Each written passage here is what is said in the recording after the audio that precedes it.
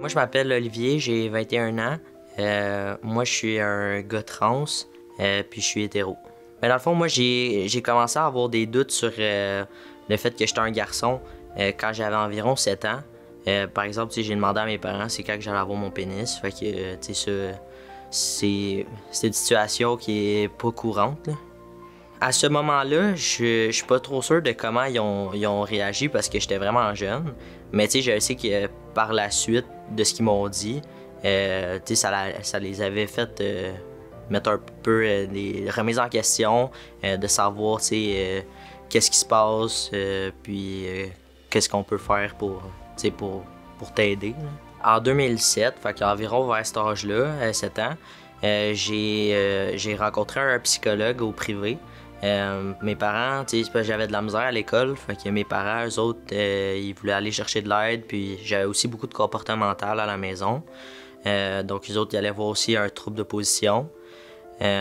Puis, dans le rapport de ce psychologue-là, il disait justement que j'étais un garçon dans un corps de fille, puis qu'à long terme, ça pouvait amener une détresse importante si justement ça persistait. Ce que je trouve dommage de ce psychologue-là, c'est qu'il y avait tous les bons éléments. Ça pouvait mener à une dépression, à de l'anxiété. Fait que c'est des choses par lesquelles je suis passé. Mais les recommandations qu'il a faites à mon entourage, à mes parents, c'était vraiment de renforcer les comportements féminins puis de pas renforcer les comportements masculins. Moi, dans le fond, à mon adolescence, j'ai vécu beaucoup d'intimidation à l'école. C'est difficile quand tu sais pas t'es qui.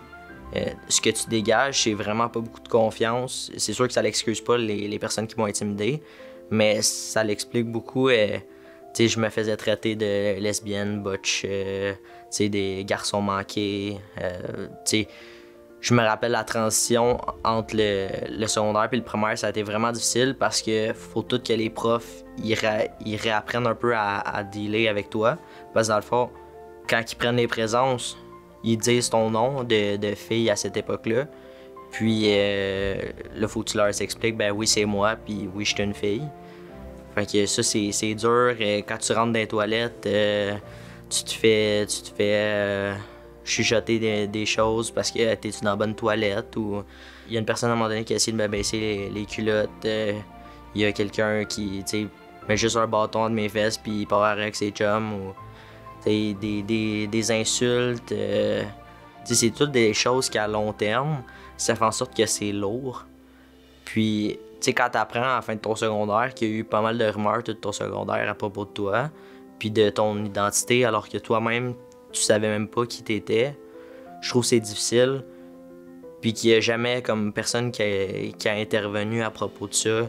Je sais pas à quel point il le voyait, mais je trouve que c'est quelque chose à être quand même assez vigilant comme intervenant, les profs, de s'assurer justement qu'il y a personne qui est oppressé par son identité ou son orientation. J'ai des profs qui ont essayé de me comprendre, mais quand t'as pas de lien de confiance avec eux puis qu'ils essayent tout de suite de rentrer dans le vif du sujet, c'est quand même assez difficile d'en parler.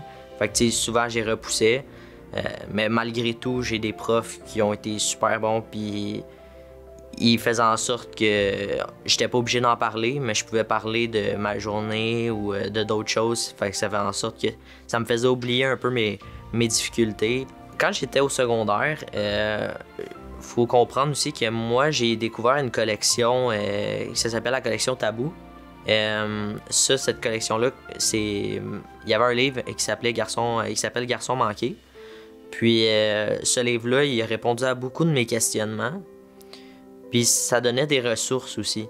Fait que, j'étais pas rendu là encore, mais peu à peu, ça faisait en sorte que en répondant à des questions sur mon identité, sur ce que je ressentais, en validant que ça se pouvait être trans aussi, puis de pas être né dans le bon corps, c'est là que j'ai vraiment eu des déclics de faire « OK, je peux aller chercher de l'aide pour ça ». En 2017, j'ai consulté une psychologue au public. Ça faisait peut-être 1 an que j'étais en attente. Mais elle, souvent, la chose qui arrivait, c'est qu'elle me répétait que elle était pas spécialisée dans l'identité de genre. Elle m'a jamais donné de faux conseils, mais elle m'a pas non plus référé aux ressources comme l'ATQ, comme Enfants transgenres Canada, des ressources ou des lignes d'écoute que tu peux appeler. C'était pas toujours évident d'aller se confier puis de se faire dire, je suis pas nécessairement capable de t'aider comme tu as besoin. Quand ça fait 1 an que tu as attendu pour tout ça.